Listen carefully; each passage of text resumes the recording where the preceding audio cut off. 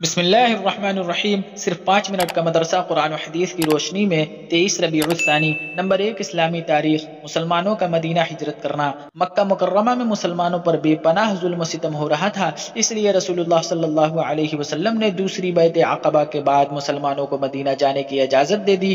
مسلمانوں میں سب سے پہلے ابو سلمہ نے ہجرت کا ارادہ کیا اور سواری تیار کر کے سامان رکھا اور اپنی بیوی ام سلمہ اور لڑکے سلمہ کو ساتھ لیا، مگر بنی المغیرہ نے ام سلمہ کو جانے نہ دیا اور بنی عبد الاسد نے ان کے بیٹے سلمہ کو چھین لیا، جس میں اس بچے کا ایک ہاتھ بھی اکھڑ گیا۔ اس کے بعد ابو سلمہ تنہا ہجرت کر گئے۔ ام سلمہ روزانہ مقام ابتخ پر آ کر روتی رہتی تھی۔ اس طرح 1 سال کا عرصہ گزر گیا۔ آخر ایک شخص نے ان پر رحم کھا کر ان کے شوہر ابو سلمہ کے پاس بھیجنے پر قریش مکہ کو راضی کر لیا۔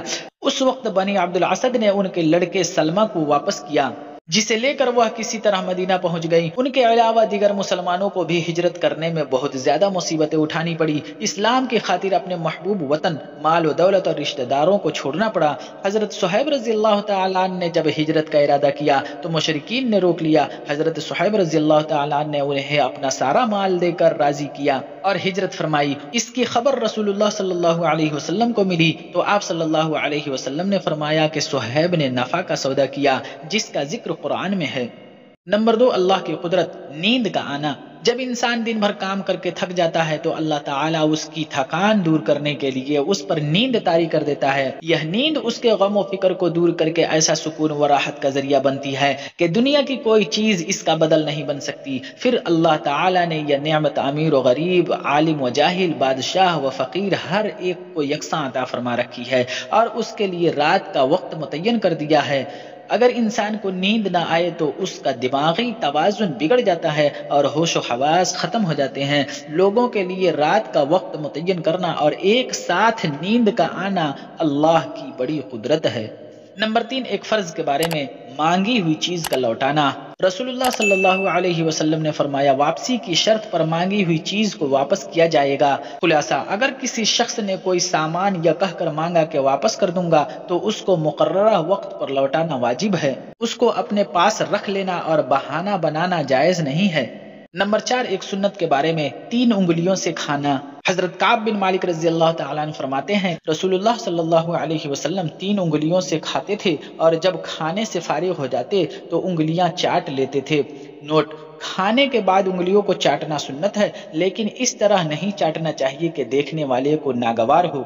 نمبر 5 ایک اہم عمل کی فضیلت، اچھا کام کرنے کا بدلہ۔ رسول اللہ صلی اللہ علیہ وسلم نے فرمایا، مومن کو مرنے کے بعد جس عمل اور بھلائی کا بدلہ ملے گا اس کا وہ علم ہے جس کو سیکھا اور دوسروں کو پہنچایا، یا پھر نیک اولاد چھوڑ گیا، یا کسی کتاب کا وارث بنا دیا، یا کوئی مسجد بنا دیا، یا مسافر خانہ بنا دیا، یا نہر جاری کرا دی، یا اپنی صحت اور زندگی میں اپنے مال میں سے صدقہ و خیرات کیا تو اس کو مرنے کے بعد ان کاموں کا اجر و ثواب ملتا رہے گا۔ نمبر 6 گناہ کے بارے میں، دکھاوے کے لیے کپڑا پہننا۔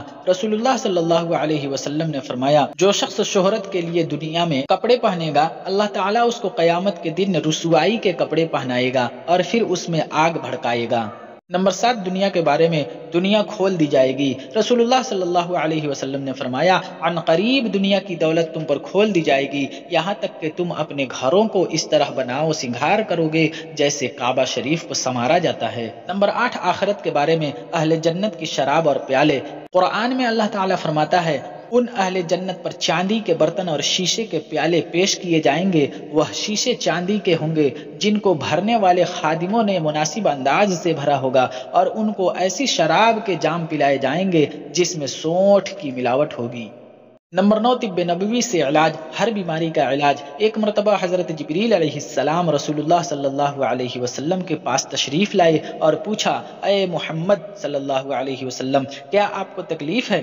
رسول اللہ صلی اللہ علیہ وسلم نے فرمایا، ہاں۔ تو جبریل علیہ السلام نے یہ دعا پڑھی، بسم اللہ ارقیک من کل شیء یؤذیک من شر کل نفس وعین حاسد، بسم اللہ ارقیک واللہ یشفیک۔ ترجمہ: اللہ کے نام سے جھاڑتا ہوں ہر اس چیز سے جو آپ کو تکلیف دے، خواہ کسی جاندار کی برائی ہو یا حسد کرنے والی آنکھ کی برائی ہو، اللہ کے نام سے جھاڑتا ہوں، اللہ آپ کو شفا دے۔